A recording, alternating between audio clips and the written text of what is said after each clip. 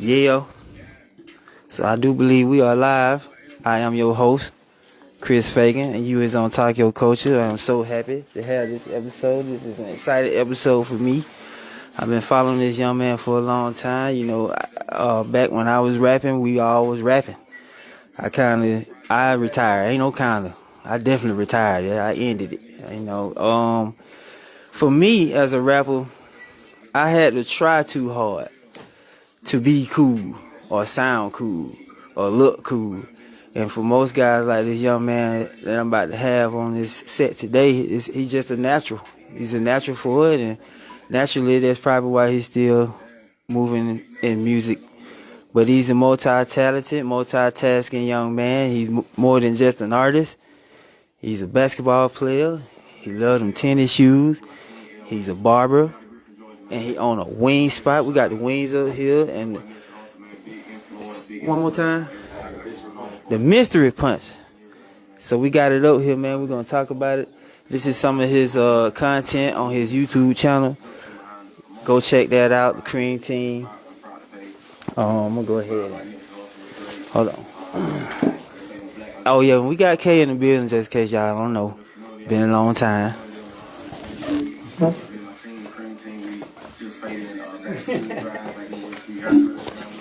Yeah. So let me get this screen up here. I want to put the screen up here. Oh no, you know it's whatever. We raw. Ain't no. Yeah, it's project 2 Soul for this what we working on right now. So yeah, I'm gonna definitely make sure I put K on the entire catalog. What is going on? Where my media player? Okay. Nah, my media player. How I get to my little. There we go. I'm goofing up. I do more goofing up on this podcast than anybody. But I like it. Yeah. Okay, I'm going ahead and let you know, man. We ain't talking about them lemons. I hope we ain't anyway. Yeah. So there it is. Renaissance man, the one and only King Elway is in the building, ladies and gentlemen. Yes, sir, man. It's a pleasure, man. Yes, sir. How you doing? What's up? Yes, sir. Happy to have you here. I appreciate you having me, man. I appreciate you having me. So I definitely had to do a lot of homework. This man brought everything. Yeah, man. Hold on. Let me rap to you, local artists, one time. All right. This is what I mean when I tell you not doing everything. You can't just write a rhyme and just go record it and shoot a video and drop it and think it. It's just magic gonna happen for you. You got to go full throttle. And the homework I done on this young brother, I mean, he go full throttle. You see how he coming. You know what I'm saying? I'm real happy to really have him here, you know. Yes, sir. Try to grow this podcast, man. So let's just jump right in this thing, man. I got a little gumbo of questions up here, man. You know what I'm saying? Yes, sir. Yes, sir. So basically, let's just start from the beginning, dog. Like, where did this journey start off from? Before King Elway. Man. I say, as far as on just the love of music, or what one we talking about, what passion we talking about right now. I'm willing to bet that basketball probably was the first one. There we go. Yeah, so jump right into the hoops. So it always started with a hoop dream, you know, since a jit. You know, my dad was my first coach. Coached a lot of the homies, you know what I mean? He was the one that really kept me in the game to try to keep me, you know, away from the obstacles of the hood, you know what I mean? Yeah. So basketball was definitely my first love, and it kept me blinded to a lot of things that was going on around me, you know what I mean? So that right there, I was thankful to have that outlet, you know what I mean? So okay, so like what position you played? I was a 2. I was always a shooter. So you can shoot that thing. Yeah, all right, so we definitely got a lot of shooters in the house, you know what I'm saying? For sure. Man, my dog K, we go head up every day, you know so y'all can go head up. For shooting. Okay. You know, we ain't got them legs. Yeah.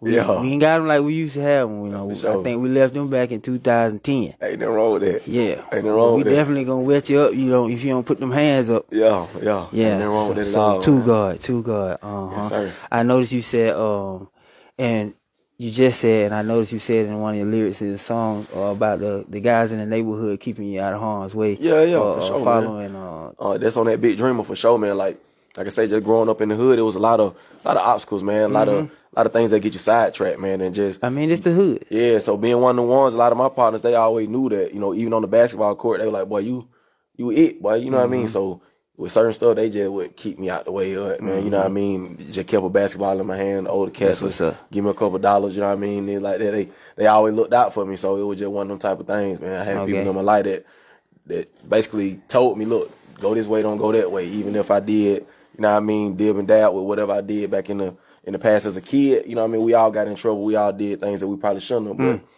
just from real life experiences, they told me, you know what I mean, firsthand, like, what, stay in school, stay with the hoop, do this, do that, you know what I mean? And I listen, you know what I mean? Right. Sure. Well, shoot. Hold on a second. I'm going to jump right back. Already.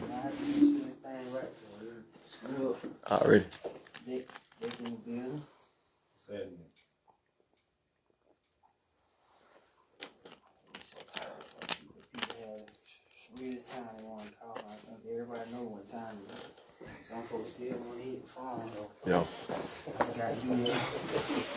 Anyway, yeah. So for me, I didn't really grow up in the hood, man.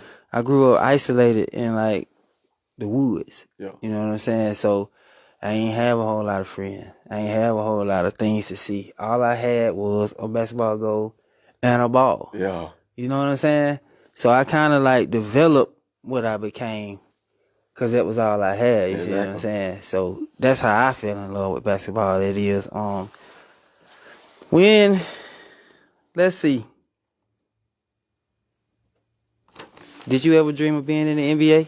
Yeah, I think we all did that, man. I think so. Every ball player, I want to say, they definitely had dreams of being in the NBA, hitting game-winning shots and doing all that stuff, man. I definitely did. I want to say that dream, it probably, I say right in high school, going into college, you know what I mean? I started to get into other things, especially making money, man. And I kind of let my drive fade away. You know what I mean? Like so you saying drive? Do you think that the drive to pursue the NBA is what created the drive for you to pursue everything else? Yeah, for sure. I took that same hustle that I had and that same passion that I had for music and for basketball and put it towards the music. You know what I mean? Like my uncle's like, you know, anybody that know you, they'll tell you I was good, like I was great, but my uncle, he was always telling me, hey, when you ain't working, somebody else is. Right. And I was like, man, I'm all right. They can't beat me. You feel what I'm saying? So I had that kind of mentality about it, but at the same time, I wasn't understanding what he was telling me at a young age. Like, I might be one of the best ones around here, but go other places, it's somebody else who just like you or even better. They want the most. You know what I mean? Did you reach the collegiate area? I reached the collegiate area, level. I went to Morehouse. Was up there with Coach Brewer. I left Morehouse and ended up coming to Gordon. I was down there at Gordon, and then I came back up towards the crib to Southern Crescent. And around the time when I went to college, man, it was just a lot of family issues. Man, my granddad died first, and then my dad got sick.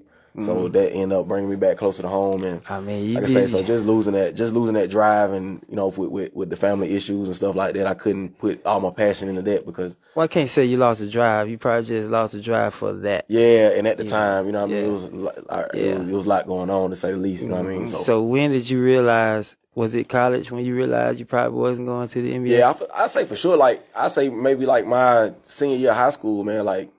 You know, we was hooping, it was good, but at the same time, it was like, man, shoot, you ain't going to Duke or you ain't going to, you know what I mean? You ain't going nowhere like that, bro. Well, back then, that's what we believed. Yeah. You know? We believed if you didn't go to those kind of schools, you know what I'm saying? Without social media. Exactly. It probably wasn't no social media. Was the best chance you had. You know what I'm saying? Exactly. Social media opened up the doors for so many other kind of schools to get noticed. And for me, I didn't get to go to college. At all. I didn't have the academics, the stat sheet, the footage, none of that. But I definitely gave a valiant try. I didn't give up till I turned like 28 when the knees said we ain't gonna do it. Yeah, I don't think they gonna hire nobody with bad knees, but it was definitely 28. Real dream. I didn't get to play college, but my nephew definitely had filled that void for our sake of the family, you know what I'm saying? That joker raw too. Yeah. I hope you have a good season this year. Yeah, I be trying to keep up with him myself, man. I hope you have a good season out there too, man. What is your best or your favorite high school basketball player you ever saw? That I saw? It's either your best or your favorite. It don't matter. Let me see. Because sometimes your favorite don't be the best. Let me see. Coming through that I saw. I'm gonna say David Favors. David Favors. That's who I saw. That's who I saw with my own eyes when I was playing ball. That boy David Favors, he came through, and he was a monster in high school. Mm-hmm. Man, I'm talking about. It was stuff like it was almost Shaq like on the boys, like to see a Joker 6'7", catching it in the paint or catching it at the free throw line. I do remember David Favors. 1-2 dribbles and just dunking maybe 20 times in the game, man. It was like, oh man, the boys can't do nothing with him. Then of course when they came to Spalding, that boy Smoke, he gave him probably like 35 himself just from the 3-point line. So it was a good look for another shooter from my alma mater too. Oh so, yeah, you know what I mean? It was alright. It was alright, but Derek Favors, he really was one of them. He was one of the ones. One of my favorite high school players I ever saw. First name actually is David too. Mm-hmm. His last name is Marshall, but I think most people know his son, the one that played at Georgia. Which one? David Marshall Jr. Okay. He played at Georgia, the first Georgia SEC championship against Alabama. Then they lost the national championship. Okay. The very next week or two. He was on that team. Okay. But his dad, high school basketball player. Yeah. One of the thickest guards I ever seen in my life. No turnovers. Probably shot 80% from the 3-point line. Yeah, definitely. Put it in there. So shout out to both Davids. If y'all watching or somebody that know them, tag them, let them know we talking about them up here. Oh, for sure. All right, your best or your favorite college basketball player you ever saw? College basketball player. Let me see, man. I be trying to keep it around. Man, I'm gonna say Gordon. I'm trying to think of what my boy name was right now, man. He actually ended up overseas though. But I'm trying to think of what his name is right now. It's gonna come to me in a few minutes, man. But man, we played the Gordon together. He go by Bird. That was his nickname, Jarvis. Right. But we used to call him Bird, man. Jarvis was just so athletic, man. It came so natural to him. Yeah. What he did with the ball, it was like he didn't do too much fancy stuff, but it was easy to him in that area. It was like maybe same thing I was just saying about David Favors, but this guy probably played the 3 or the 4, but he played it like, man, imagine an undersized big man. Yeah. But he dunking on you. It'd be a lot of gyms like that. Yeah, he was one of them. They be hidden. He wasn't too big. He might have been a little bit taller than me, but he on the block. And he catching that thing. He gonna give you the body. And he gonna go straight up 2-hand on you. I'm talking about it didn't matter. And a lot of guys he overseas right now whose talent can meet the guys that you see on the TV. Yeah. Be in lower level colleges due to their GPA. They be having the talent. Yeah. They just don't have the GPA to get in certain places. See, for my nephew, that's how he got recruited from Power 5 schools. They ain't never seen him play before. They just saw his GPA. Exactly. And they was recruiting him based off that. You see what I'm saying? So it's a lot of guys that's in lower level colleges that can play, but they just don't have the GPA to get to where they need to. So yeah. Right. For me, up until Zion Williamson, it was Kevin Durant. Oh yeah. I just thought Kevin Durant probably the most special college players I ever seen. I hate I didn't get to see LeBron in college. Yeah. Kobe. And see, I definitely could have picked one like that. Like I said, I was just trying to keep it to somebody that I saw myself. But that's what's up. That's what's up. I can't be. Yeah, but see, I didn't really get it. I didn't really get to play college, so I ain't. Yeah, I understand. Yeah. All right. Same thing applies with the NBA basketball player. Your favorite? Man, Kobe. We got to go with Kobe, man. I grew up. You hear that, K? I'm a 90s. You ain't got no problems with that, dude. Yeah, I'm a 90s kid, man. I mean, I'm just saying, you ain't got no Jordan. I caught the end of Jordan. I caught 96. I was just getting my jump shot right. You see what I'm saying? Oh, okay. So I caught Jordan when, I knew he was a winner, but I saw Kobe. I saw AI. You see what I'm saying? Like, them my goats. Yeah, Kobe, I mean, AI, Kobe is a nice pick because, that's the closest you're going to get to what the people who saw Jordan in his heyday. That's what Jordan looked at like. I agree. Maybe a little bit more fierce. Yeah. I agree. But I don't know.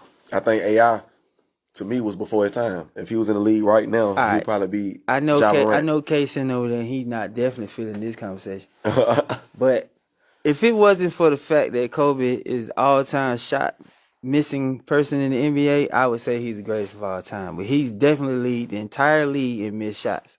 Kobe Bryant. He lead the entire league in missed shots. Missed shots.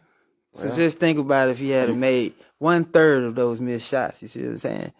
But that's just, to me, he got the biggest balls in the NBA. I think that you miss all the shots you don't take. You know what I'm saying? So I mean, the miss the most shots. That mean he probably done took some of the biggest shots you can count on too.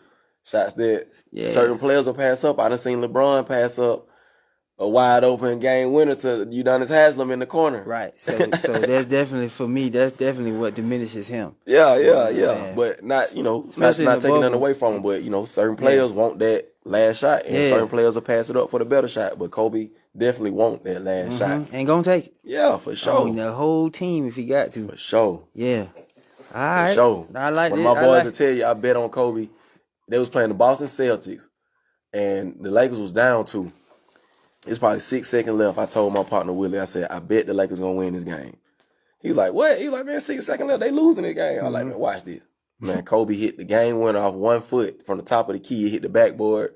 He shot the runner on top from the 3. This was against the Heat? No, it was against the Boston Celtics. Oh. My boy thought the game was recorded. He told me, man, you must recorded this game and played it back. I was like, nah, bro. It's just Kobe. I'm going to bet with him. You know what I mean? You got to beat him by 20 for me to not think it's over with. Hey, y'all share this video, man, for them Laker fans, them Kobe fans, man. Share this podcast. You know what I'm saying? Turn up. Because I'm telling you, AD coming back. We ain't even going to get into all that. We can make K mad over there.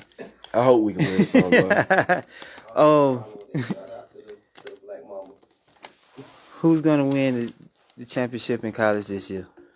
Basketball. Because I have no clue. I'm going to be real, I don't know man. nothing about football. I'm sorry, football fans. You ain't going to catch me talking about football on this podcast. I don't know nothing. I'm going to be real, man. I'm just a all-time Duke fan. I always have been, but since Coach K been gone, it ain't the same Duke to me. So I can't just say Duke.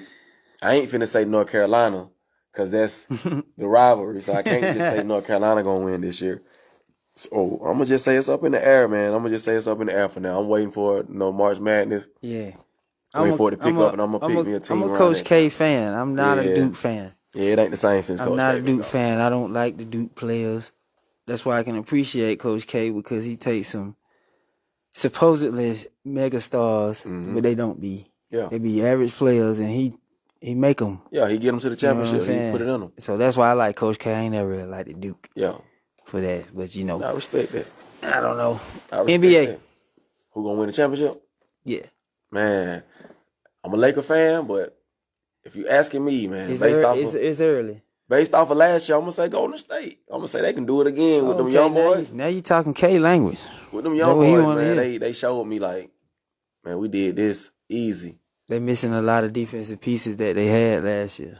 I can't say that right now, but I think that their young boy Kuminga and their other young boy Wiseman, they resting them. I think they just trying to rest them until they get closer, because they played a lot in the playoffs and then they stopped playing. When they figure out the rhythm of what the Warriors like to do on both ends of the court, I get what you're saying. I think they're just trying to find a way to keep them boys active and save their legs for the playoffs. That's what I think. That G League ain't doing them, keeping their confidence up. Yeah. All right. So I know Dick told me you're a sneakerhead. Oh, for sure. So tell everybody what you rocking these days. Man, I'm a real Jordan fanatic, man. Okay. I'm gonna try to go classic retro though. Most of the Jordans I got, they're gonna be the original colorways. Sometimes I get into the special editions or certain release like them Elephant 3s, the Desert Elephant 3s. Them was probably them was probably the best release this year, just because of the material and the colorway. I like that. Yeah. But if we talking my favorite Jordan of all time, I'm gonna probably have to say the 2s or what? Yeah, the 2s. I'm gonna say Jordan 2s maybe, or either 10s, something like that. Oh, okay. Yeah, I like them classic 10s. Okay. I like the 2s. I get busy with the 7s, the 6s. I think the 5s, they get overhyped sometimes. I like them though, the classics. You know what I mean? But 5 drop. Everybody gotta have all the 5s. Definitely, me and K, we's having a Jordan war. Yeah. He with the 11s. I'm with the threes. See, I'm gonna tell you the thing about me. I like the cement. If we going classic, I'm gonna go cement 3 for sure. Mm-hmm. The pan leather on the 11s, to me, it was always a hard to keep clean shoe. You see what I'm saying? Like, Yeah.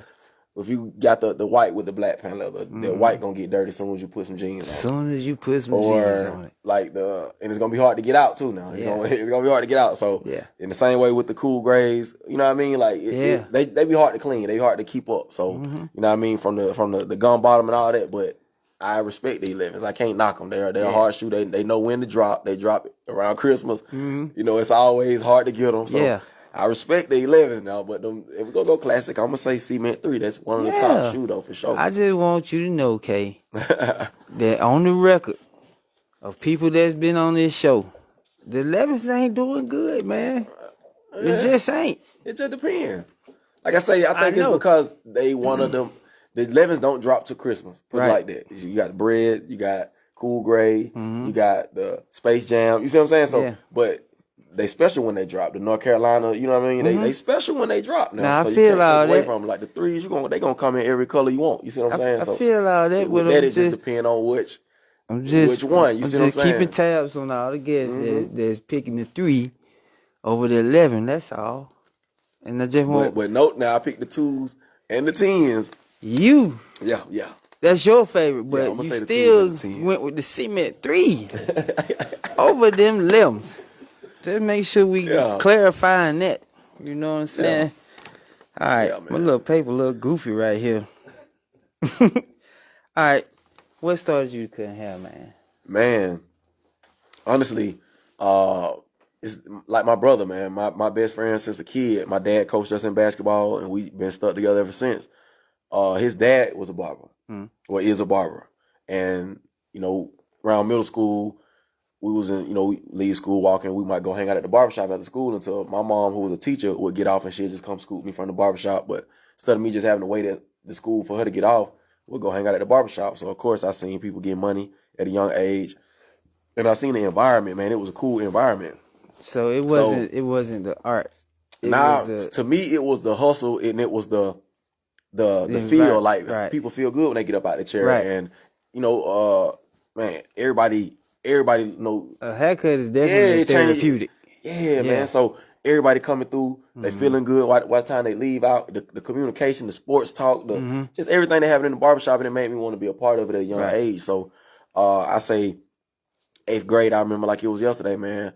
I went 8th grade is middle school. Yeah. Okay. So I went it was our job shadow, and everybody would go to somebody and shadow them for a day at the job, and they'll have to do their report and bring it back, tell them about what they did at the job. So I was like, man, I'm gonna go up here to the barbershop. So I call him Pop.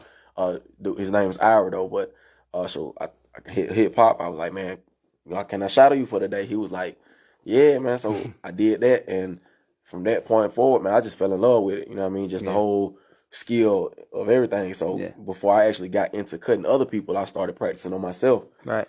Anytime I messed up, I'll go holler at Pop. He'll tell me what I need to do to get, next time, use your comb, clip over comb on this spot, or, make sure you comb this spot out, or make sure, when you line it right here, don't go too far back. Make sure you checking, you know what I mean? Just different little tips.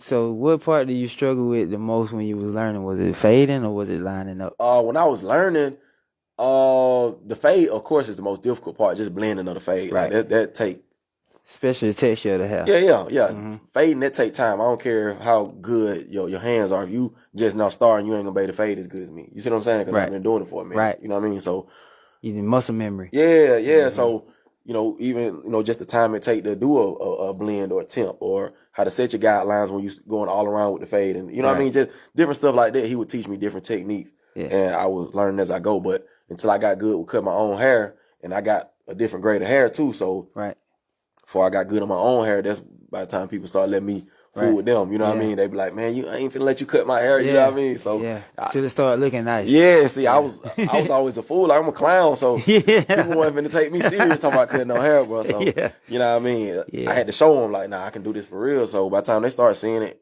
a couple of my people let me cut them. Then it just grew in it. By the time I got to college and everything else, like my senior year of high school to college, like I ain't had to work no job for real. Like That was your Morehouse, money I maker. cut down to the whole campus. You see what I'm saying? So Yeah. I just. Oh, did I you did find that. yourself dreaming about it in your sleep What, cutting hair? early on? I'm gonna tell you the truth. Like with fading, you know, you going through the difficulties of learning how to do it, but then all of a sudden you have a dream about it and you killing it in your dream. Then the next day you kill it. Man, see, I'm a hands-on type of person. I just was so driven. Like when I started doing it, I wanted to do it every day. Yeah. Like I had some bull clippers. My clippers was probably some wall clippers from Roses or from Walmart or some shit. You know what I mean? Like, Yeah. I ain't have nothing major going on at all. But like, I was just learning as I go. And of course, you know, with the line clip was hot. Yeah, the clip, they get hot. I'm using all the Cool Care, all the clipper spray you can get. Yeah. But, you know, of course, you know, with the lineup, that was the main thing, just making sure you had people lined up right. Right. But as you develop your skill and you actually see, okay, nah, that could have been better. That, you know, you look back and you like, nah, I could have been. So, like you say, it just progressed with time. The stuff that people was thinking was good, I look back at them pictures and be like, man, I was doing people like this. You know what I mean? But, for me, you know, we was kind of on the poor side.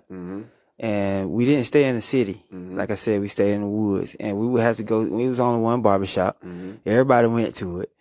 And the barbers out there had got old. And, you know, they had done made so much money. They had done got in such a groove. They went in a hurry to get nobody out of there. And me and my mama be sitting up in there 2-3 hours. You know what I'm saying? And then I seen my dad screwing his head up one day. And see, I'm an artist. I can draw. I can articulate on paper. So I would draw these heads for a long time. And that's how I registered the fade over to the head. You see what I'm saying? That's I was like, I got my dad to give me some clippers, and like you said, I screwed myself up a couple times. You have to. And you have to. it was 8th grade. By 9th grade, I had a niche. Then I started doing it in a tool room and at school. The construction teacher would allow me to do it in there, you know what I'm saying? Because he had short hair. He like, as long as I kept his neck straight, you know, one of them deals. I ain't never really cared to be no barber, though.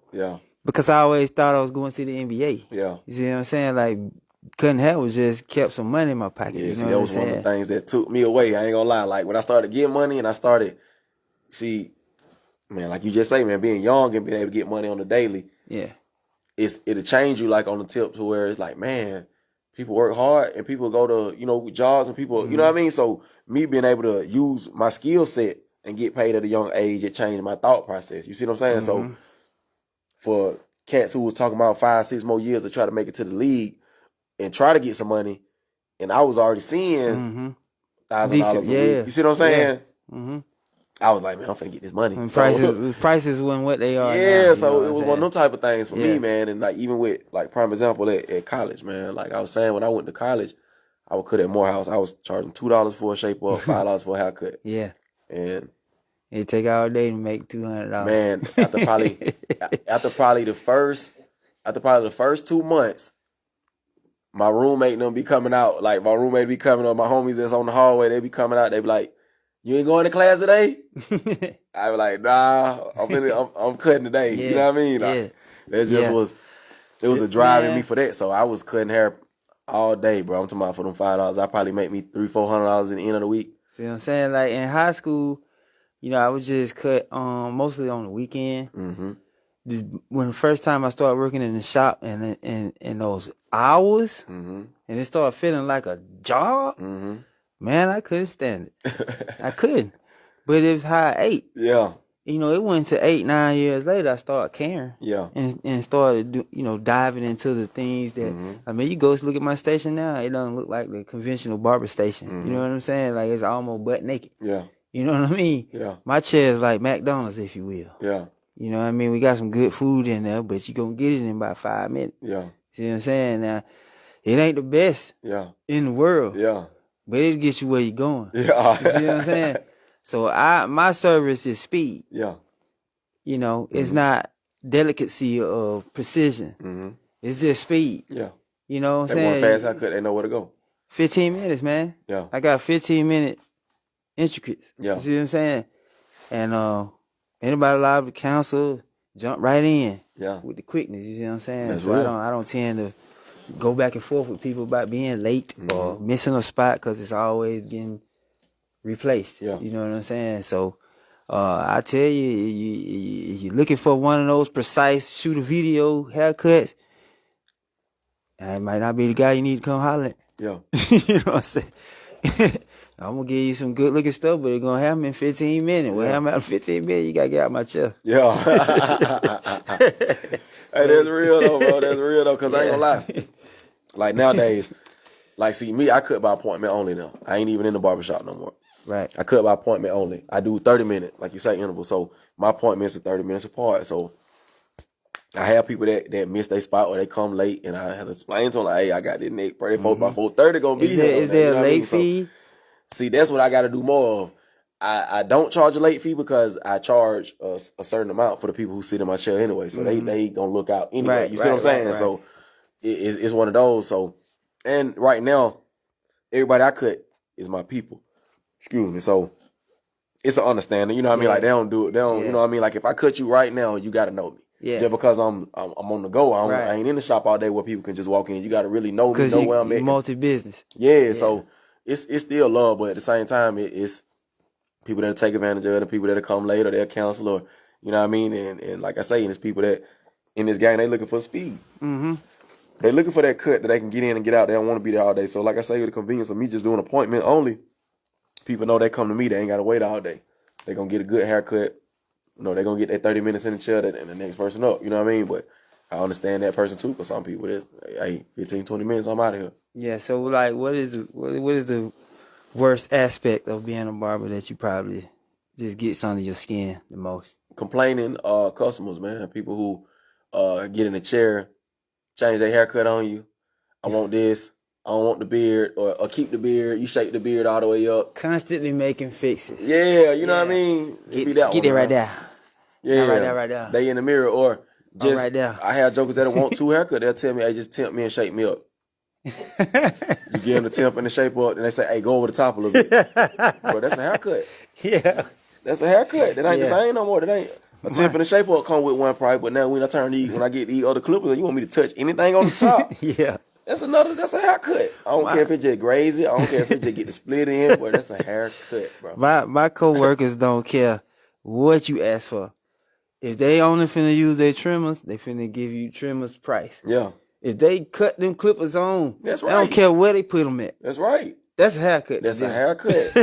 But nah, that's a tool. I got to use a different tool. Yeah. But that's what I'm saying. Like, people got to understand that. Like, so with that being said, here's a perfect opportunity for us to try to explain why we charge what we do as barbers. Yeah. Our time, our emotions that you take us through.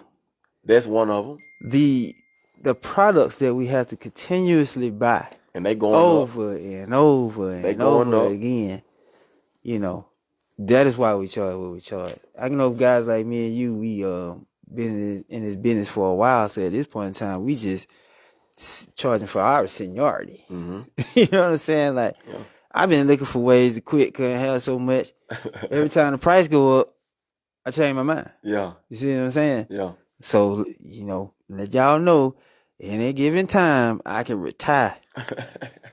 Unless y'all add an extra $5 to that thing, I might change my mind. Nah, man, that's real though. See, like I said, with me, man, I'm pretty much almost retired from it, but it's just because of, like I say, with the restaurant and the music and everything else that I do that keep me going, I don't really have time to just stand in the shop 8 hours a day every day no more. You know what I mean? So, and then the weekend, I always be even crazy. I used to get started at 8 in the morning and then stop till 7, 8 in the evening on the weekend. But the shop's still running. Still barbers. Nah. The barbershop I was in when COVID hit, we all just found, you know what I mean, alternative ways. And I think that's what COVID did for a lot of hustlers. It really opened up their mind. Like I got a shed that I put in there, like one of the, you know, the shops that people have at the crib. I got one of those, renovated the inside of it. Yeah. Got my chair in there, got my lights, got my TV. I be seeing y'all doing the back to school haircuts.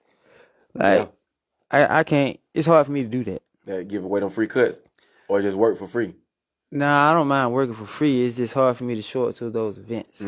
Because it already be stuff in place. You know what I'm saying? And people call me and ask me, can I come to that kind of stuff? And it'd be always hard for me to do that. You know what I'm saying? Like, I work for free, period. Yeah. You know what I'm saying? Like, my prices are lower than most barbers. You know what I'm saying? I definitely understand that. It's a ton of people that come in and don't have it all. or don't have none of And it. I understand that as a barber, You know what like I'm we'll saying? look out for him and just tell their little man or tell him, no, don't worry about this time. So I understand that. So, you know, a lot of times it's about what you can do. Like even with me, like the last time we did the back to school, I didn't per se cut out there, but you know, of course, Sherrod Martin and a couple of more of the guys, they did cut out there. But like I was telling them, it ain't because I don't want to get out here and do it.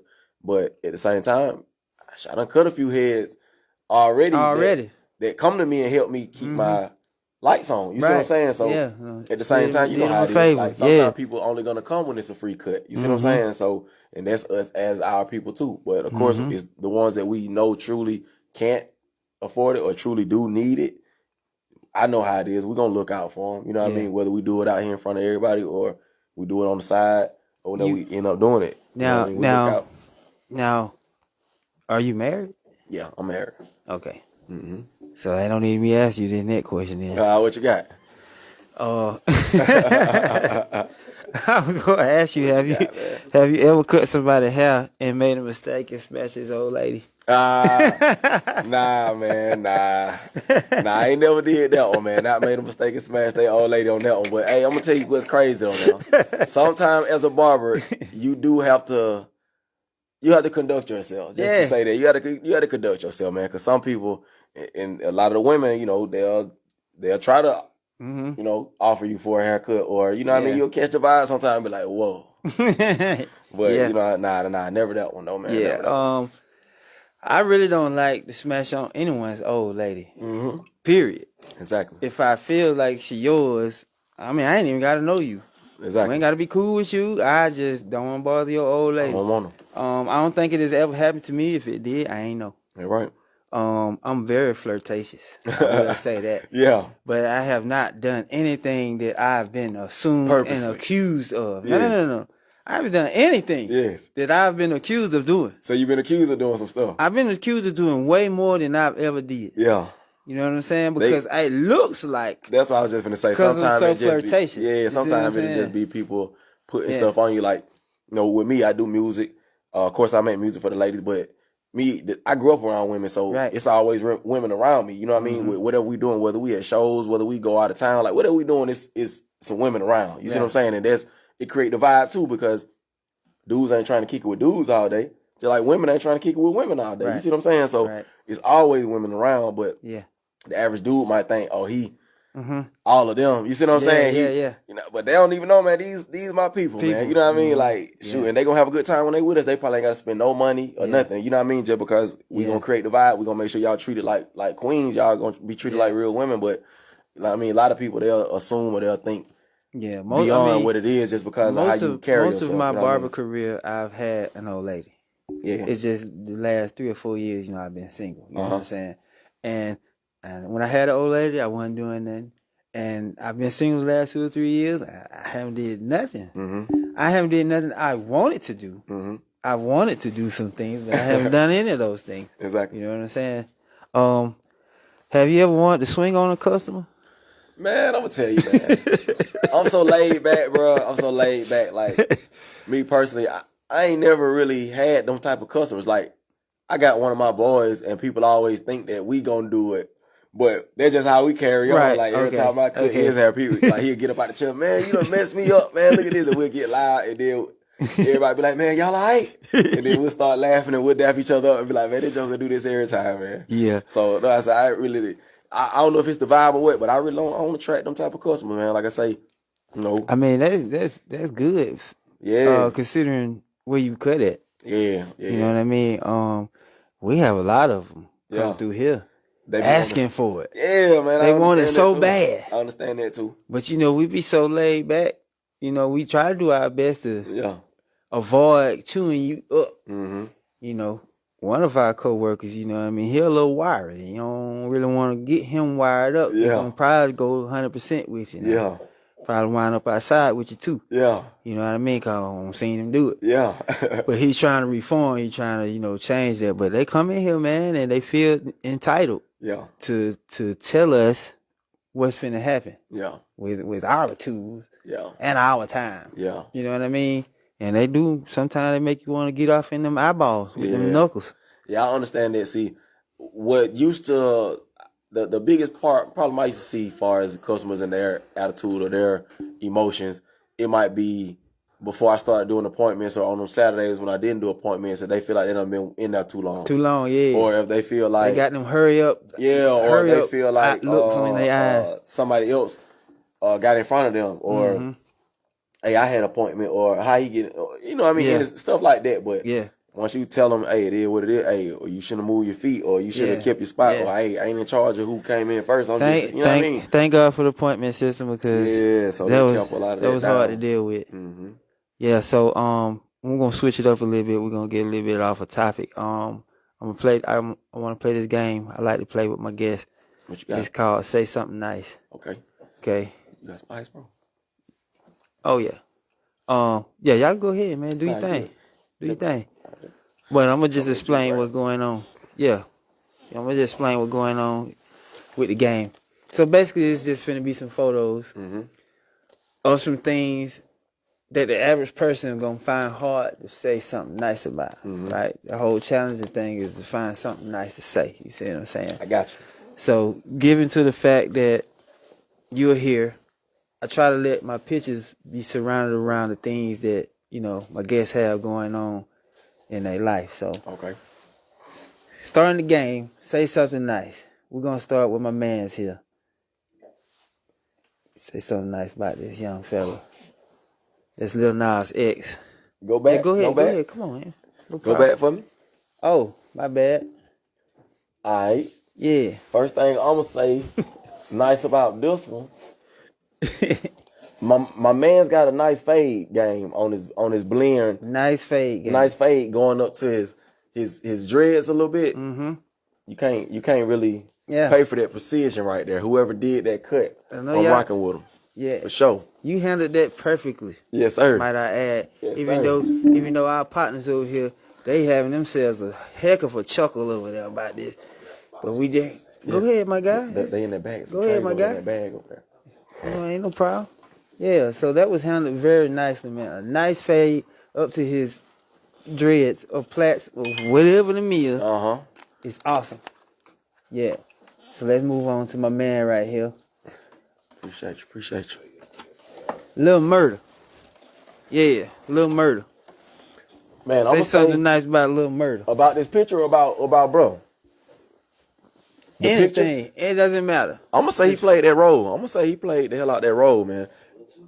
Hey, now look. A little too good? Man, that's some lemon pepper.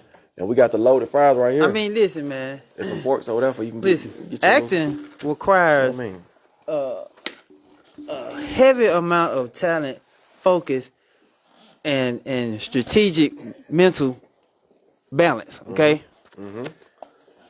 All right, we got a lot going on right here. These next few questions after this is gonna pertain to what we got going on, y'all. So y'all just sit tight. We're gonna get into this, but I think we ready to start sipping on a little bit of this. And mystery punch, you got some ice in there? Punch. Yeah, Yeah. Go ahead, man. Got some ice. Yeah. Hold that So up. definitely Lil Murder played that role. I'm be honest with you. I'm more fascinated with his haircuts. Who, Lil Murder? Yeah, he got some very interesting haircuts on these episodes. Uh-huh. With the designs and stuff. I actually like him as a rapper. Where I didn't like Hakeem on Empire. On Empire, yeah. And I see the definitely didn't comparison, like though. Lucius. I think it was the more, I think it was the music and just the whole vibe of this show versus Empire. I think Empire was too. Yeah, That Empire was too Mississippi, commercial. They was trying to. They was on mainstream TV, so of course it was just real commercial. Right. So I think that was the difference maker. Y'all boys, make sure y'all get some of this too. Now we got the, like I said, load of fries. Yeah. Yeah. Oh no, it's chicken. It's chicken on the fries, bro. Like I said, you can scoop you some on your tray. Yes, sir. But I think that this show right here was more raw, man. I think that P Valley, like you say, Mississippi, of course his character was questionable as far as any man's role that we ever seen in a leading man's role. So far as what he played, you probably want to play it. I know I probably want to play it. You see what I'm saying? So I don't know. You might have. I don't know. Uh-huh. Because, I like to tell people all the time, you don't know what you'll do for a certain amount of money. Exactly. You know, a lot of people like to say what they won't do till Exactly. that money show up. Exactly. You change your mind now. So that's why I'm at with it though. So far as his thought process on it, I respect it because he played that role, bro. In his So for me, reason why I say I like his music is because this particular songs that I seen on the show, these are songs that I would listen to. Oh yeah, and that car. was it too. And that you was see what I'm saying. That I was wouldn't what I listen was saying to that about stuff that came Hakeem. on Empire. Yeah, exactly. I wouldn't listen to that in my car. Exactly, I agree. I with ain't you. like it. I agree with you. I thought it was good for the show. It's just I didn't care to listen to it, but I just like his music. Yeah, I think it was good preference in music, man. Hey, we killing to say something nice, okay? We killing it, all right? Because usually we be on here, supposed to be catching trouble trying to figure out what to say. Wing it daily. We killing it. Live on the set. Yeah, so I'm gonna just go ahead and put mine on here. Yeah, man, get your while I go ahead and get that next picture up here for you. Say something nice about that young man. I know he pretty famous by now. I'm gonna say that young man right there. That young man right there. I bet he didn't get in no more trouble at school after he got that haircut.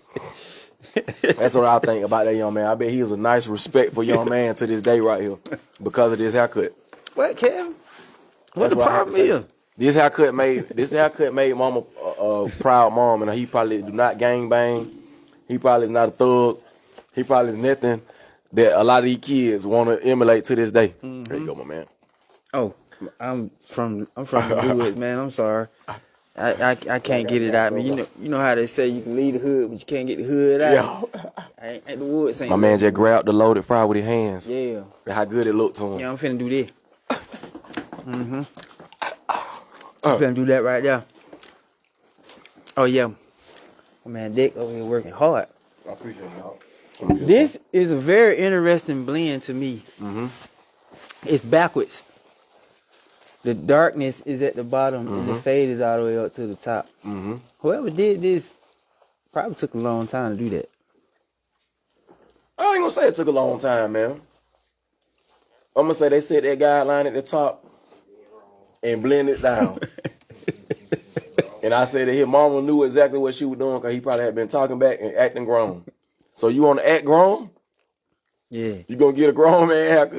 Yeah, man. I've seen some fathers.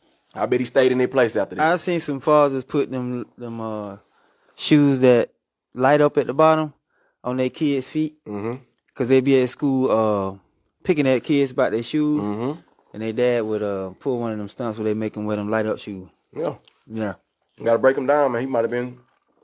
So I felt this is almost worse than a whooping. Yeah. You know, a whooping don't last about 15 social media days is definitely worse than a whooping. Some things you can do. I'm pretty sure they got to go to school. There's multiple photos of him being took by other kids. Do we got one more? I believe we do. For the sneakerheads. Say something nice about it. This shoe right here, I'm going to say, every coach I ever had from middle school to high school wore them shoes right there. So shout out to Coach Gilstrap. Shout out to Kevin. what my coach over there at Taylor Street. Man, every coach Kevin, I done had. I know you ain't on social They media. had them right there. So I know you probably ain't familiar with the popularity about this shoe, are you? Yeah, that's the Monarchs. That's them Air. What's my boy? The white rapper. So you seen the parents trying to prank their children with this shoe? Man, Macklemore. That's them Air Macklemores. He been wearing them for years. I don't know if y'all remember the white rapper Macklemore, but y'all Google him. He got them shoes on right there. I promise you. Before it got hot on this new trend, he was rapping about them shoes when he was talking about his fashion and how he goes to thrift stores and how he don't buy into big brands and stuff like that. Let me ask you something. He was rocking them. If that shoe was $2,500, you think people go ahead and wear them? I think if that shoe had Balenciaga on the side of it, it wouldn't even be no discussion. So it'd still be $59, just say Balenciaga. It wouldn't be $59, but if it said Balenciaga and it could still say Monarch, it could just say Balenciaga Monarch. They will buy that shoe and wouldn't even be no discussion. Wouldn't be no discussion. I wonder if we can ever break away from that. Now, me personally, I just don't like that shoe. You know, I just don't like it. Yeah, I like shoes that's shaped like a box. like the Three, if you will, or Shell Toe or the Forces. You know what I'm saying? Like, I don't like that because it look like an egg. Yeah. I wouldn't wear that. The silhouette. Yeah, it won't have nothing to do with people joning on it or picking at it. I don't like the way it's shaped. You know what I'm saying? That's just where I'm at with that. Man, that was fun. I think that's probably the best Say Something Nice we've had. Cause we usually can't find nothing nice to say. No, it's time for you, man. Say something nice about that Wing It, man. What you think? Oh, yeah. Man, these things touching. I know they like to say across the internet bussing. But I got my own thing. I say touching. Oh, Lil Murder want to hang out with us a little bit more. I say touching. That's my thing. I like to say touching. These things touching. Anybody out there know who I am, know what I mean when I say touching. What we doing, Kevin? Touching. Hold on now. Them boys can't even talk. We got the loaded fries in here. I bought some lemon pepper wings. I bought some mild lemon pepper. You know, the hood love mild lemon pepper, so. And where is this located? Wing It. Wing It Deli, man. We now open for breakfast. We open 7 days a week. We at 323 North Hill Street in Griffin. Now, I love me some breakfast. Man, we just started doing breakfast not even a month ago. I brought some breakfast menus through, too. We got everything you want. I'm talking about from the homemade biscuits to the waffles, the pancakes, grits. No, we got them aunties and they're putting their wrists and elbows in them pots. So, pancakes. of course, we got chicken and waffles all day. You can get chicken and waffles on a Saturday night. And fish and grits. You ain't got to come for breakfast. Yeah, we got red link biscuits. We got salmon patties. We got all types of stuff, man, for breakfast. You can get waffles look Belgium. Yeah, you can get all this that. look delicious. One coming to Thomaston or no? We do got another location that we're working on. I won't say where yet. Okay. But we do got another location that we're working on. Okay. Everybody in Thomaston that know about us, y'all keep on the lookout. Y'all gonna see where we're gonna be at next. And if y'all, if we don't come this way, y'all make sure y'all keep rocking with us until we get down here. When they found out you was coming on here, I got a lot of feedback. Right, for sure. Yeah. I'm gonna go ahead and touch these up a little bit more. Yeah, go ahead, man. Go ahead, man. I don't need them sitting there. You know what I mean? Matter of fact, if you watching live right now and you know where we at, come down here and get you a try. Yeah, we'll be here. Be here a few more minutes. Don't worry about me. Just how I eat. How that mystery point taste to you? Oh yeah. I know Mister about that. They good. No, for sure. For sure.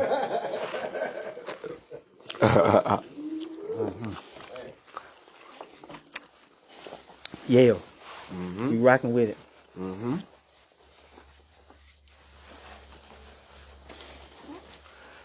Oh yeah, so we finna start talking about music now, man. Okay, what we got? Where did you get your inspiration? Local artists, mainstream artists. Who put it in your heart? My inspiration, it just come from good music. Like I said, man, I grew up listening to like Goody Mob, of course, Dungeon Family. Good stuff. Yeah, man, Ice Cube, Dre, Snoop, the whole Doggy I Pound. can feel it in your music. Yeah.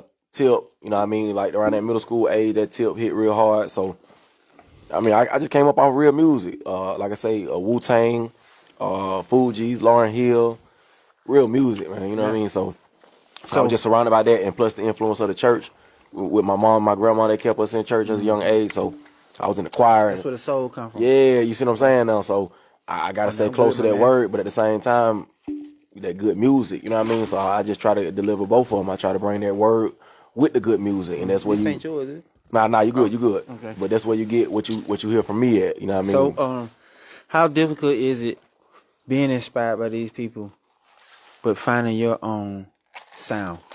Cause for me that was hard. I find a lot of nights I'd be trying to write a verse, and then I would realize I sound like somebody else. You know what I'm saying? Like, it took me a long time to find my own sound. By the time I found my sound, I was giving it up. Yeah.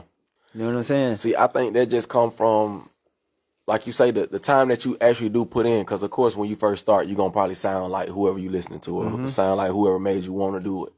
But with finding myself, I say, like, prime example, I was doing music in high school. What was heavy then was T.I., Jeezy, Gucci, trap music. You see what I'm saying? Music, yeah. So my first records was trap music because that's what was going around. Right. As far as me Trying to personally, appeal to the mainstream. and far as me personally, I always knew that if I was to blow up right now with this music, is this gonna be something that my family gonna be proud of type. You see what I'm saying? So even with the trap music or with all that, I was like, man, I don't even want to blow like this.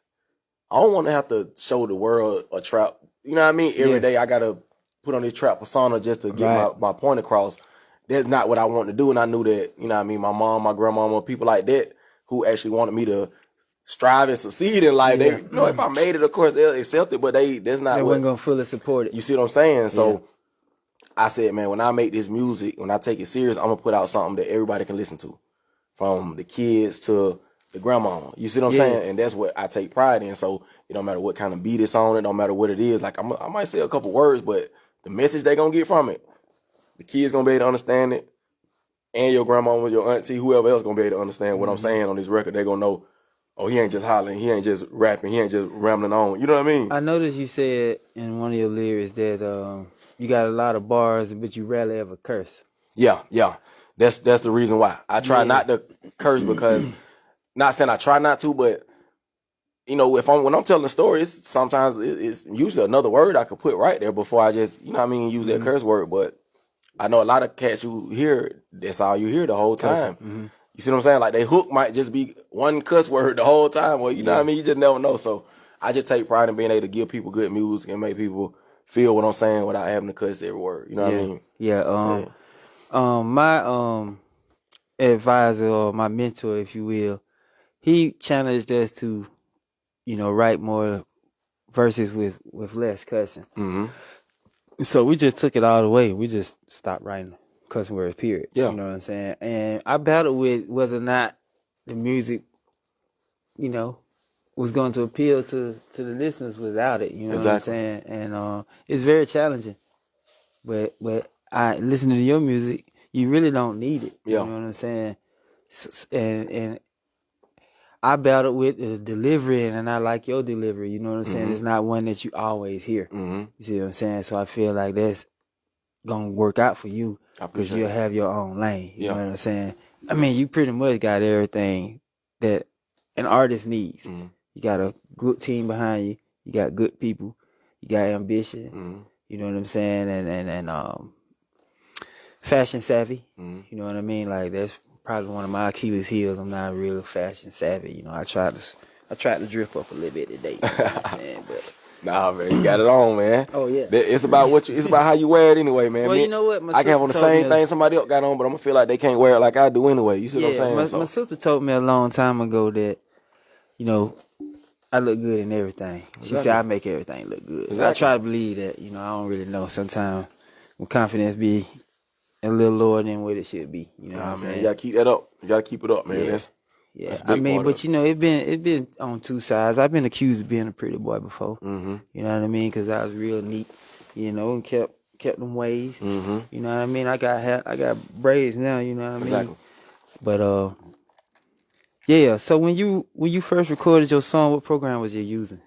Man, when I first started recording, Yeah. man, we was using Adobe Audition. I remember like it was yesterday. Anybody computer? Matter of fact, I take that back. It wasn't even no program. My first time recording, man, my boy Pi, he used to walk around with an 8-track in his book bag. We was in high school. This man had an 8-track, and we ain't that old.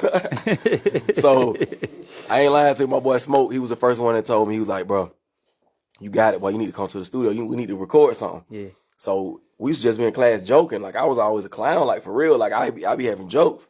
So, you know, just joning and stuff like that. Just punchlines was there. So, you know, we be freestyling, doing whatever. I might get in there like on some Wild 'N Out type. My freestyle always was funny. So my people was like, man, you need to rap for real, bro. You really can rap. So you can freestyle. You just be playing. It don't be like, you know, freestyle, okay. but it's just, you know, if Joker's getting them off, I might jump in there with 2 lines. You see what I'm saying? That's all I got. I got 2 lines. But my 2 lines gonna be the funniest 2 lines. You see what I'm saying? Like, I'm coming there, I'm gonna say something so crazy, and everybody gonna start laughing. They gonna forget the freestyle battle. So it used to be stuff like that. So my man was like, man, you need to come to the studio. We need to record. So, like, I'm talking about, we used to be in class writing raps. Like, he actually showed me how to write 16 bars, how to count my bars and know when the whole verse is done. You know what I mean? Because I didn't know nothing about the 16. I had to learn that. Yeah, so my first time actually recording was on an 8-track.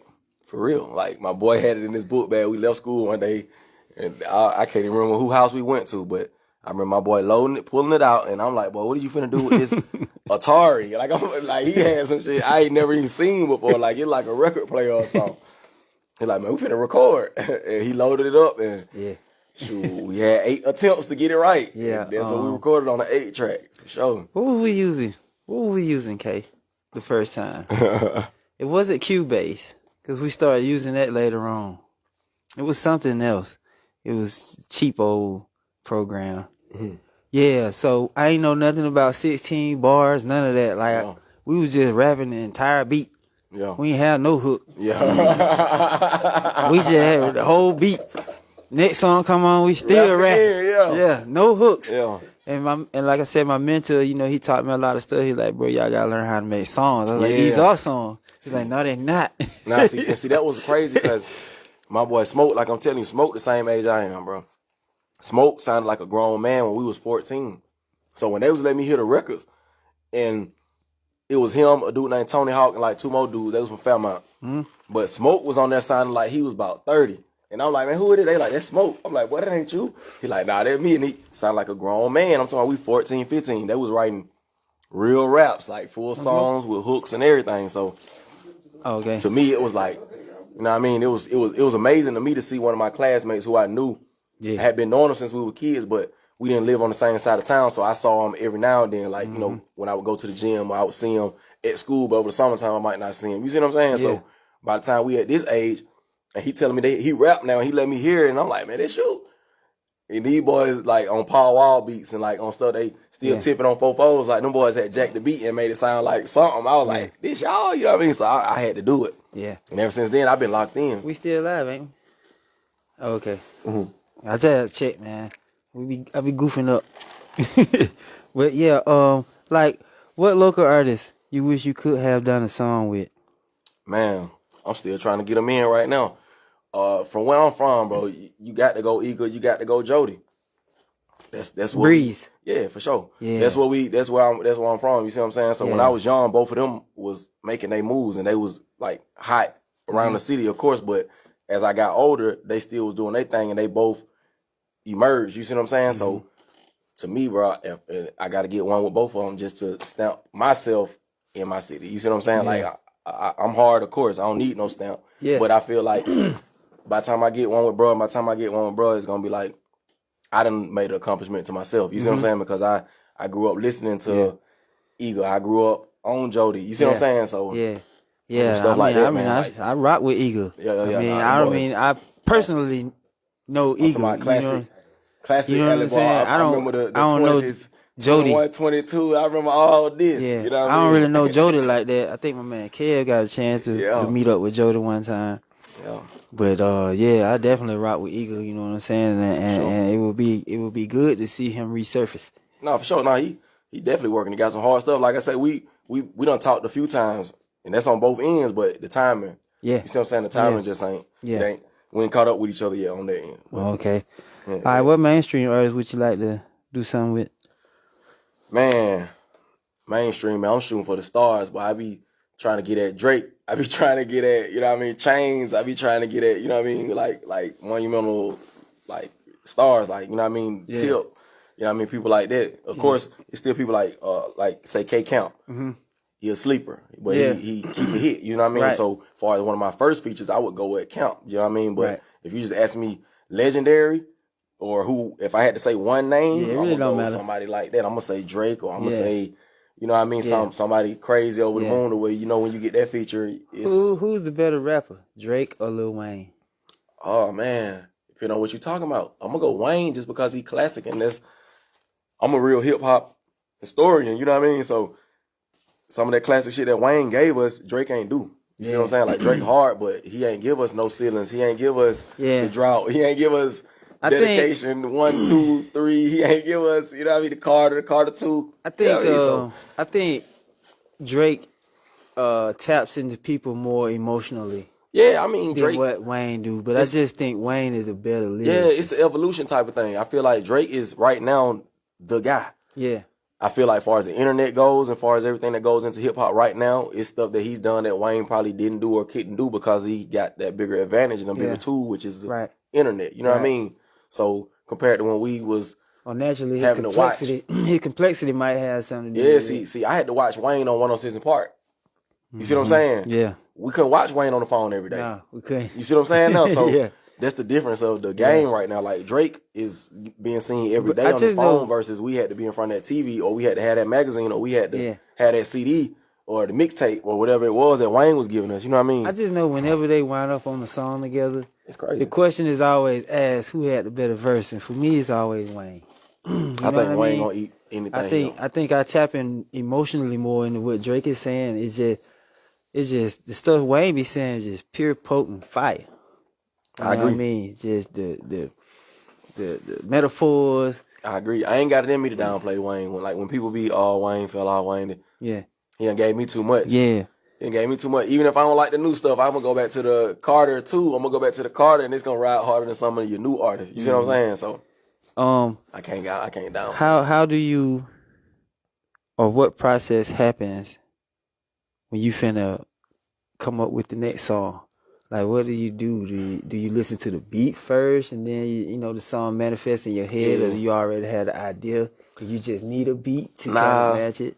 Me personally, man, I let the beat talk to me. Like, even with writing, like, I have spurts.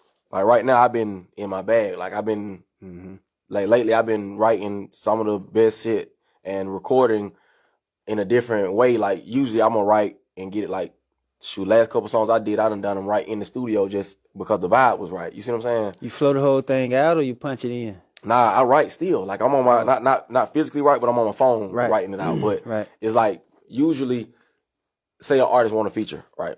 Most time I tell them, hey, just send it to me. And, you know, if it's something I'm rocking with, you know, we're going to make it happen. Right. But certain artists, if they're the ones that, you know, are in my immediate circle who I have met on this journey far as the underground independent shit, it's certain artists I know, okay, if he want me on some shit, it's got to be hard because he know what I'm coming with. I know what he coming with. Right. So this is one of my boys, and he sent me this beat, but he didn't have no concept. He was like, man, this the beat. This all I got. He's like, but I know you're going to kill it. I was like, nah, this hard-ass beat, bro. Let's do it. So we end up in the studio with no idea, no concept or nothing. We just came up with some hard-ass shit. But usually, I'm the type that, okay, you send me what you got, and then I'm going to write my verse. You see what I'm saying? Is your best stuff created like that? Like, and that's what miraculously? I'm saying. That's what I'm saying. See, I have, like, I'm just now starting to create that way. You see what I'm saying? But the last couple times that I have done that is worked out good. Like, regardless, I feel like whatever I'm going to deliver going to be dope, period. You see what I'm saying? Because it is. Yeah, I appreciate that. But I'd rather take my time on it so I can get my thoughts all the way out. You see what I'm saying?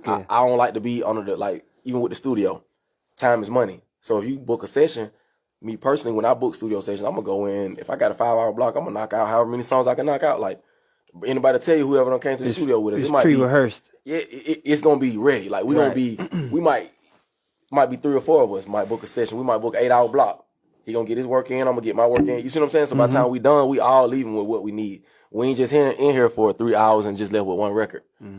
That ain't working to me. You see what I'm saying? Yeah. You know, spent money and you ain't leaving with one record. Yeah. That's the way that I have always looked at it until I got in a situation now where I have access to studio and it's at a better rate than me just having to go to pay XYZ studio $70-$80 an hour or more.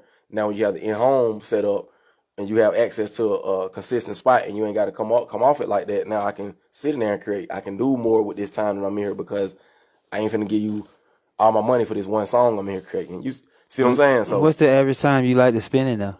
If I'm in, man, I'm in the studio for like 4 or 5 hours at least. Like that's average. I might go, like, shout out to my boy Jet. Jet Taylor got a studio now, and that's like our in-house spot.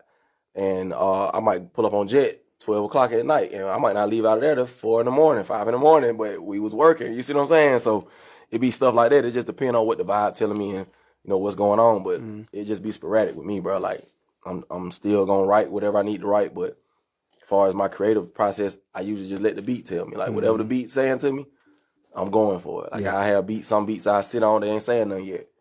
I go back and listen to them, and now that one talking to me. You see what I'm saying? Yeah. So that's kind of like how I was. I usually let the beat give me the idea. Yeah. You know what I'm saying? Or at least the melody anyway. And then life, of course. Yeah. When you live, and sometimes beats that ain't hit you harder now because you done went through something, or you went somewhere, or like life experiences. That's where I pretty much get my lyrics from, bro. So the more I live, I'm gonna feel like I'm gonna just have more shit to write about. You know what I mean? So, what is the Cream Team? Is that a label or is that a movement? It's slick both. It's a business, so you can say it's a label because we LLC'd it and we made it a way that we can profit, and a way that we can what's the word I'm looking for? We could use it for leverage in certain situations, like banking and different things like that. So we are a business, we are a label, but at the same time, it's my team. It's the collective people that I grew up with, or either that are somewhat beneficial to what we're doing. You see what I'm saying? Like, it's people that gonna hold them signs up for me when we go out politicking, and it's people that's gonna be telling other people about my music before I get a chance to, or it's people that's gonna be at the shows yelling before I get on stage, or they're gonna be, you know what I mean? So it's all type of stuff that go into what, you know, the Cream Team is. But long story short, bro, they the people that keep me going, bro. They the ones that push me, you know what I mean? The ones that believed in me before, you know what I mean? The people who might believe now do, you know what I mean? So you said slick both. Is it organization that's looking for new talent? I'm gonna tell you the truth, man. Not at the moment. We're not currently looking to sign or looking for new talent, because we haven't really got to where we want to be at. Right. But the artists that are under the Cream Team branch are the homies, you know what I mean? My boy Kato, my boy G Dot, my boy Shem Baker, and they probably some of the dopest artists that you'll meet. You know what I mean? I put them before me far as lyrics. My boy Gabe and my boy Shem, they doper than me on the lyric tip. But my boy Kato, he's a pop and R&B singer, you know what I mean? And he got his own vibe. So it's really like me and Kato, when we go do shows, that's how it started, from us just going out to do shows and not having a real support system. And you see the difference between two artists just at a show compared to people who got a couple supporters with them. Right. So we was like, okay, you know what we got to do? We got to get some of the homies, some of the people that listen to our music, some of the people that know that we really got something, start moving with us. And then once we started doing that and people started seeing it, they was like, man, y'all boys got something special. You know what I mean? So we would be at shows and Kato might open it up with the pop and the R&B, and then I come through and do my thing. And then it's like, man, y'all crazy. Like, I just went from that lane to this lane and all that shit meshed. Yeah. So we started doing it like that, and it just grew. Yeah. So now when we out, it's crazy. Like, I did a show Sunday night. I did a show 2 nights ago, man. Well, sorry about that. Saturday night, 2 nights ago. And probably had like 20 people in the building just on the fly. Just, you know what I mean? Without no heavy promotion, nothing. Just on the, hey, I'm pulling up tonight. Hey, I'm pulling up tonight. Yeah. You know what I mean? So it's like that on a regular night. But if it's something that we really put the time together, like, man, we did a show at Center Stage with Scotty ATL and a couple more artists, man. We probably had 70, 80 people in there just off of the ticket sales on that looks good. Yeah, you see what I'm saying? Yeah. And we put that in and combined with 5, 6 other artists who doing their own thing, and they selling tickets, and it was a packed house. Yeah. So yeah, it looks like it's definitely moving. Yeah. If it isn't a movement, yeah, you know what I'm saying? But I see you. You kind of ran off a little short list a couple of minutes ago. Doesn't matter. The best, your favorite, top 5. Top 5 artists or rappers or just what? You said it don't matter. Rappers. I mean, it really don't matter. Man, all time or right now? Either one. Whatever's Airway top 5 right now, all time. All right. Let me see. Of course, we're gonna go with Biggie. I got to say Biggie. In this order?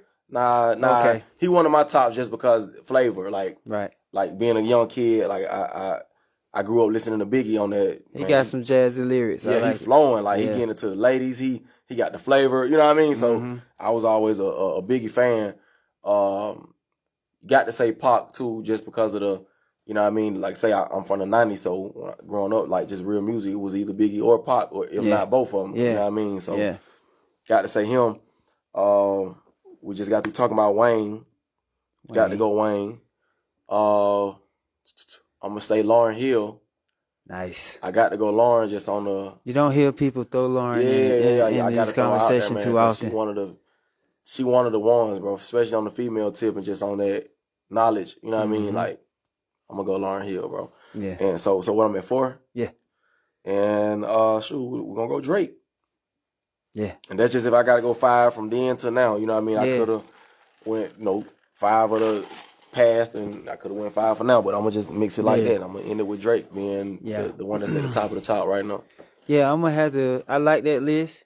I would have to remove somebody. What you got? I like Drake, Mm-hmm. but I would have to remove him with 3 Stacks. I was just finna say Andre. I knew you was gonna say You know what Andre. I'm saying? I ain't leave Andre out, but it was just what you was It's asking. like You see what I'm saying? it's like 2 things when it comes to 3 Stacks for me. Mm-hmm. I just always have liked him. Yeah, Period. one of the hardest. And I've always kind of looked at like him, Mm-hmm. and I've always gotten that. So you know what I'm saying? It's gonna 3,000 for me every time. He really number 1 Yeah, in my and opinion. see, when I said Biggie, I could have went straight to 3 Stacks, but I know the Biggie would have been like, oh, he said Biggie and then say Pop.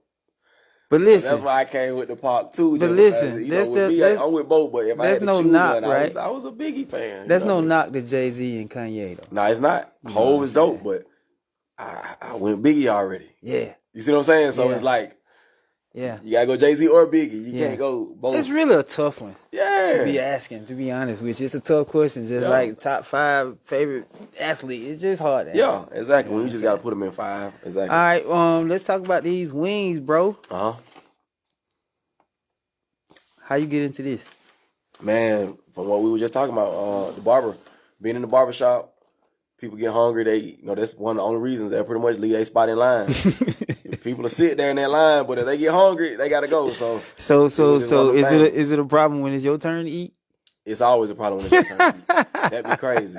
To this day, I have an appointment and they be mad when I gotta eat. I'm like, bro, come on, bro. You know I gotta eat. Yeah. But yeah, so it was just one of them things. We was in the barber shop. Next door was an empty building. They already had like a hood vent because there had been some kind of Jamaican spot or something like that before, but it was nothing. It was just a vacant building right beside the barber shop. So I just had a thought. I was like, man, people always get hungry when they in the shop. They'll leave, go get something to eat. So what we can do to keep them in line so I can get that money too. Thought about let's try the wings. And got a couple wing spots, but it was enough for everybody. So they put another wing spot right here. Let's try this. So just How went was from you there. able to put your staff together than your people? Or you had In the wing spot? Yeah. Yeah, starting out, it was family. It was my aunt and a couple more of my people that was looking for jobs or just looking for something to do. But like I say, man, it just grew, man. It just grew. It went from. Go ahead. No, go ahead. I was saying it went from just a little spot on the corner of the convenient plaza. We was like right in the end spot on the plaza, and now got a new location on Hill Street. We got the whole building with our own parking lot and everything. So How long have you been in business already? I've been doing the wing it business for like 5 years now. Oh, that's good. And the business model that we're working on now, we've been doing that for like 3 years though, going on 3 years, a little bit over 2 years though. Right now, see, when I first started, it was a full like a restaurant with a couple tables and everything.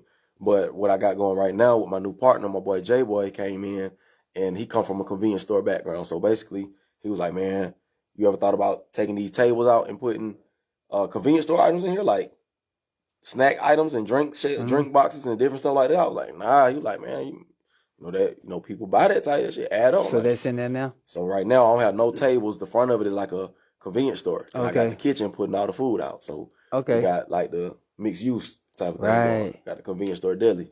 So Okay. people come in, they buying their cigarettes, they buying their snack food items, they buying their household products. You can get all that stuff there, and you can order you something to eat. Your recipes? It depends on which ones. Everything in the kitchen, I'm over the kitchen, so pretty much everything that's getting done is by the book that I directed. Pretty much like if you get a job there, the training that you're gonna go over is pretty much everything that I wrote down. So if you're asking on that, yeah, but chicken, and you ain't too much gonna mess up no fried chicken. I mean, You know what everybody I mean? got their own way of putting zing in their food. Yeah, you know no, what I'm that saying? right there is definitely on something I put down on paper. You know what I mean? As far as Yeah. the ingredients that we putting in, how we seasoning the chicken and Right. different stuff like that. But it Okay. ain't.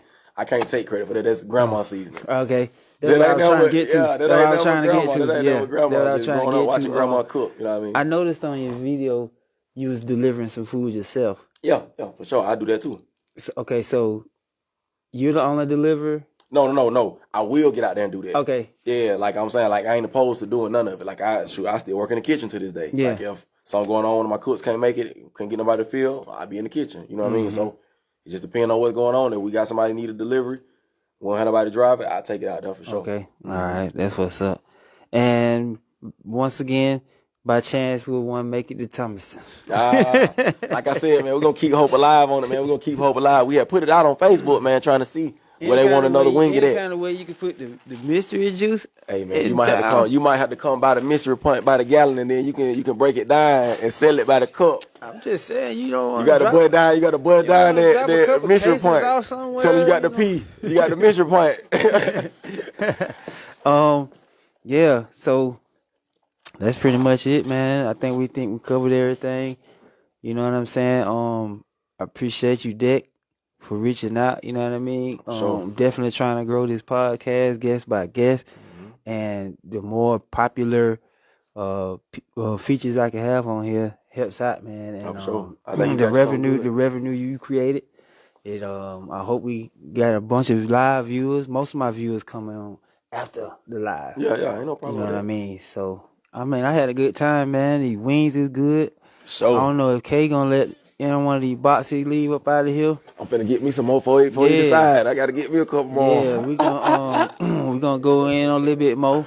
And we probably gonna do some other stuff that we couldn't do on here in a few minutes. Yes, so, appreciate y'all coming in, checking us out. This is another one. I appreciate you having me. Like I said, man, I enjoyed myself. I think you really got something good going, man. Oh yeah, appreciate that. Yes, sir. Yeah. Hopefully we can put together a 706 reunion one day, man. I don't know. I just want to talk about them old 706 parties that we used to have in Griffin, man.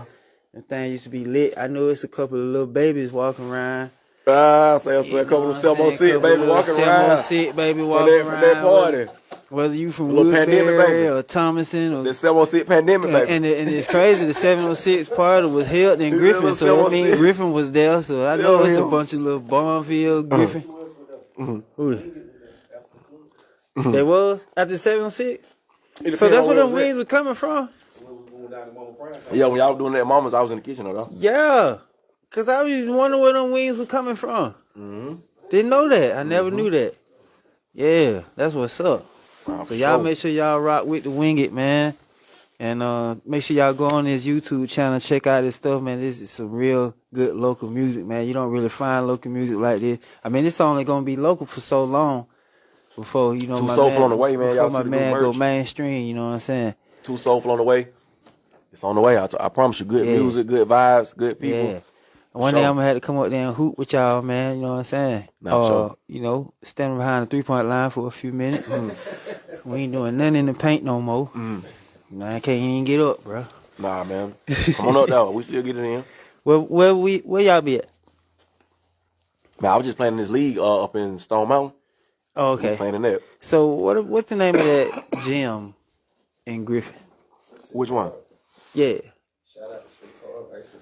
Yeah, City Park. The boys saying something about City Park. Do they still play over there? Not like they used to. Oh. I think they still do get it in on certain days, they were telling me. Oh, okay. But most of the time now, man, the park and rec, they be having the parks.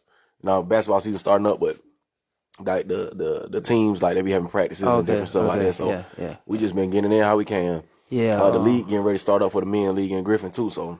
Oh yeah. I mean, we'll be active in that. But age restrictions? No, it's grown men league. I know what I'm saying, it's 18 and up. Yeah. Okay, nah, I can't do that. Yeah, 18 and up, man. We out there. I can't do that. 35 and up. We out there, man. 40 and up. Call me. And when you involving 18s and 20-year-olds, I'm good. I don't feel like chasing them little jokers. They running too. Yeah, I know, and jumping. Yeah. Sorry. All right, y'all. We out.